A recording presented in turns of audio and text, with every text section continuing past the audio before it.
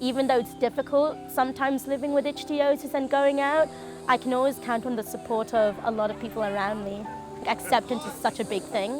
And for me to, not to have to explain myself all the time. And it's nice just to hang out with people and just be normal, have fun.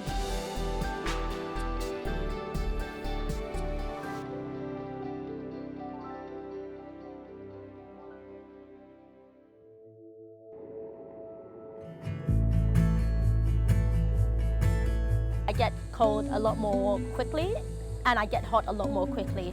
I don't sweat. My sweat glands are not as well developed as ordinary people. I have to be really careful about being in the sun for too long, otherwise I could get really high temperatures at night. I normally try to stay as hydrated as I possibly can. My skin condition, harlequin ichthyosis, is a very rare genetic skin disorder. It only affects a small number of people in the world, and I am one of the oldest survivors with it at the moment.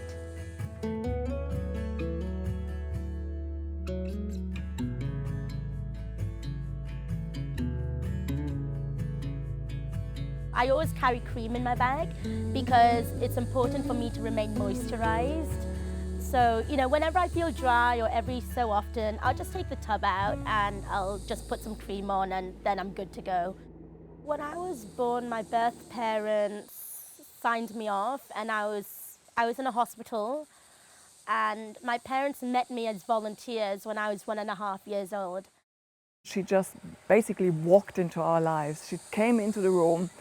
I just could see this spirit. I could see she wanted to have fun. She wanted to get on with it.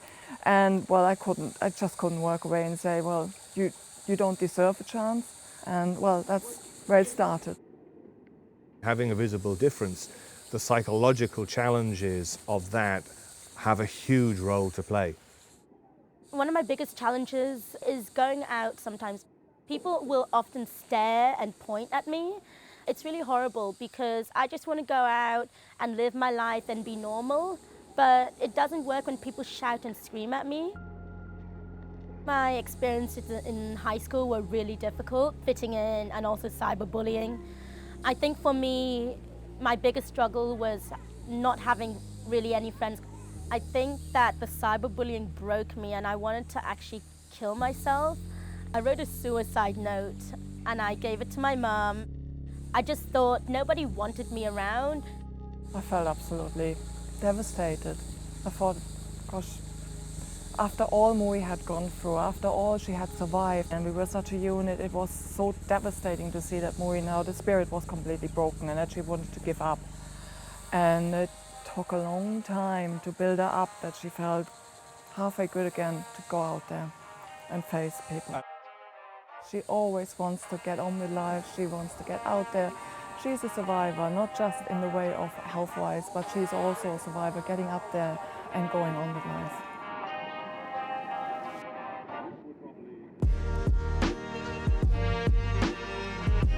Now, growing up as an adult, I definitely have 1 or 2 close friends. And we get on really well and they accept me for who I am, and it's nice just to hang out with people and just be normal, have fun. My parents and I set up a Facebook page called The Girl Behind the Face. We wanted to raise awareness for people with visible differences and people who struggle in society. We've been going with it now since 2015, and hopefully as time goes on we'll be able to get a book out. I spoke out about it and so many people around the world reached out with support, and so it made things a lot easier to deal with. Discrimination with regard to a visible difference is huge, but it's rarely discussed or highlighted, especially in the media. And so we hope that by having a platform that we will be able to raise awareness about the challenges somebody faces with living with the visible differences, but also raising a child with a visible difference. The parents are sometimes forgotten in terms of what they have to go through. So we're going over from one side of Hong Kong to the other side of Hong Kong. We're going to be at the Hong Kong Football Club. I'm on my way to the under 12 finals. I'm a little bit nervous. I am the only referee in the world with harlequin ichthyosis. It makes me feel kind of good. It kind of makes me feel like I can empower others. I'm here to show others that you can do whatever you want, you know, as long as you have the mind for it.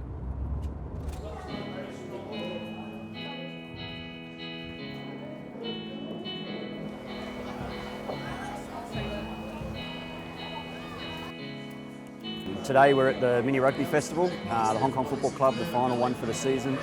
You know, she's progressing well and we're really proud to have her here with us, and it's just great to work with her.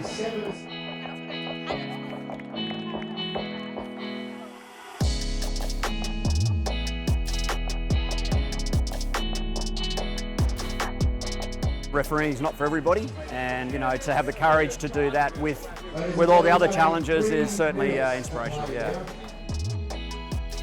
She doesn't want to be held back by having a disorder. Just because you look different doesn't mean you're a lesser person. My hopes for the future is for me to, you know, just become a stronger person, to hopefully reach a wider audience with what I do, you know, with advocacy and just simply living my daily life. So I think for me it's just, you know, looking to the future.